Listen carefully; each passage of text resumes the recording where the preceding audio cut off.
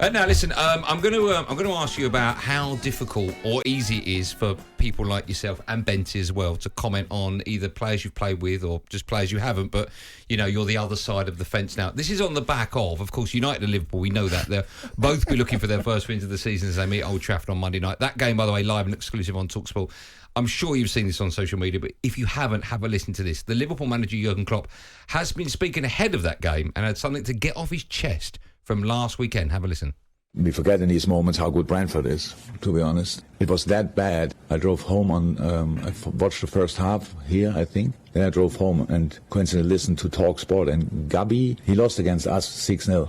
When my first year, I couldn't remember him as a mentality monster on the pitch, but what he said about United and that in that show, I was close to call in. Can you picture what a change room is going to be like now? Ronaldo and Fernandes will be standing up and hammering everyone else when they done nothing themselves, because Ronaldo will be friends with Dalot and Fernandes, the Portuguese players. I'd rather play as a player that comes on for PSG as a sub than stay at Man United now. That club, Jamie, it's going to get worse. I was close to call in and tell him, you forgot completely that you have been a player. It's unbelievable. It was unbelievable. And if ex-players go already like this, then you can imagine how everything else is going. And now you just have to ask yourself, how would you want to react in a situation like this? And you would, of course, fight back. That's completely normal. That's what we expect.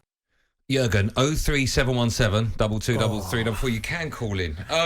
What did you make of that, Ben? Do you think that Jurgen Klopp was wrong to say what he says about Gabby's views at what was happening at half-time or not? Yeah, I think they probably got, both of them just got a little bit carried away. I think Gabby, I love Gabby to bits, I do. I love Gabby. But it's like sometimes he's just got no filter and he just says whatever comes into his mind, and he does get a bit carried away, but he don't care. Honestly, you know Gabby as well, and he just don't care. He will just say what comes into his head.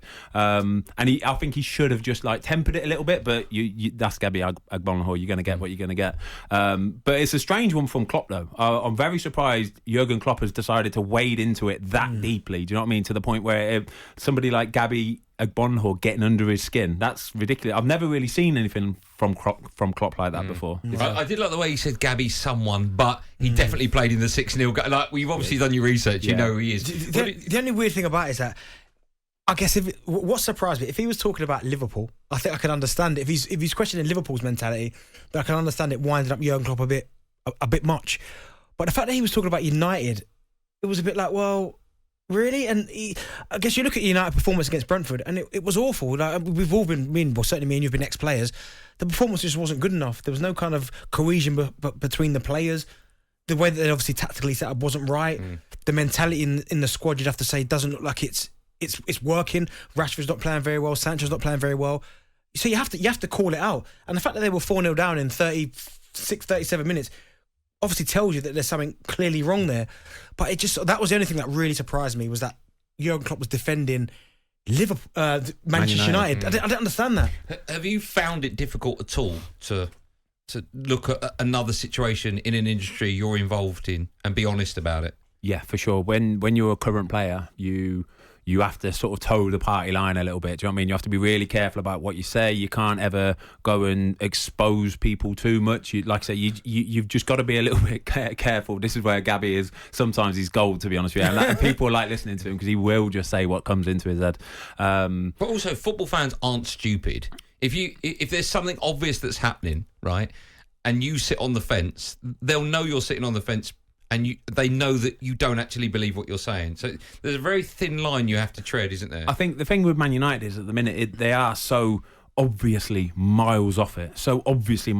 Like I read a little thing in the paper today about the wage bill of Man United players. My gosh, have a look at this little bad boy. Is that honestly. why you're not retired yet? Just in case. Yeah, just in case that call comes. I'll take a fraction of what some of these are on. Honestly, it's crazy money. And even Casemiro doesn't want to leave Real Madrid. He would. Why would you want to leave Real Madrid? I know it's Man United, right? I know this, okay? But Man United aren't what Man United used to be. They're not. They might be statistically the biggest club in the world, and in name as well, right? In name for sure.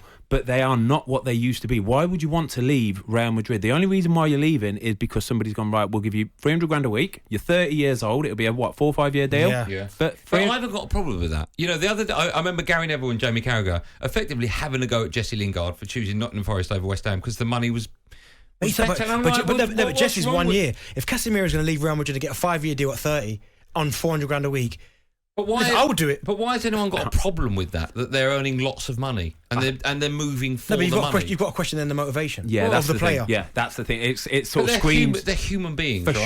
sure. It screams a little bit though of a mercenary. Like he might not be. Casemiro isn't a mercenary. He's a defensive mid. He will work But his socks off. have you ever chosen a club that's offered you less money?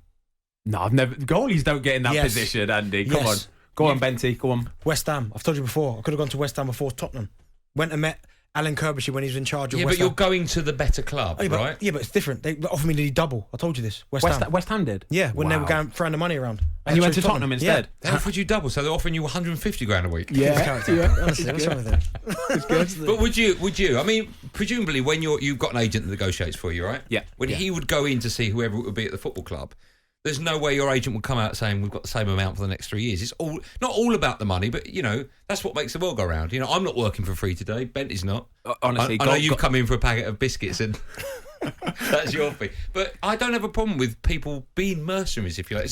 It's such a short career for a footballer. Yeah, for sure. I totally agree. Goalies are a different kettle of fish. Honestly, they are. The goalies you don't get linked with that many different clubs. It's a shame for a goalie, mate. Honestly, it's hard work. Like you got to constantly just wait for one spot to become available, and then one might fill that, and then the it's like the merry-go-round will start a little bit, but still you've got to wait and hope and pray that it's you that gets that thing. So when you get offered it, most of the time you're snapping people's hands off. Do you know what you've got to say though, and you're right. Any footballer earns whatever they earn. I've got no problem with it whatsoever.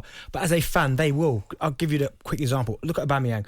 Was incredible before he signed that new contract. The moment he signed that new contract, it was almost like the motivation just went. And we never saw the same Aubameyang. That's what Manchester United fans don't want with Casemiro. He's a guy who's won 5 Champions Leagues, one of the best defensive midfield players in the world.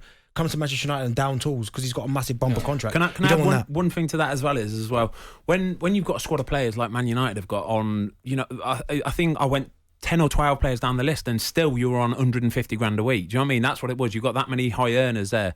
When you've got that many players on that higher wage, when the sort of the chips are down a little bit and somebody might have a little niggle or like there's a lot of stress and pressure, it's so much easier for them to go, well, do you know what? I'm earning 150 grand a week. I can sit this one out. I've got a swollen ankle. I haven't got to push myself. And it lends itself to that as well. You see it in football all the time. There's that much pressure and stress in it now that people sometimes are looking for an option to not play the game.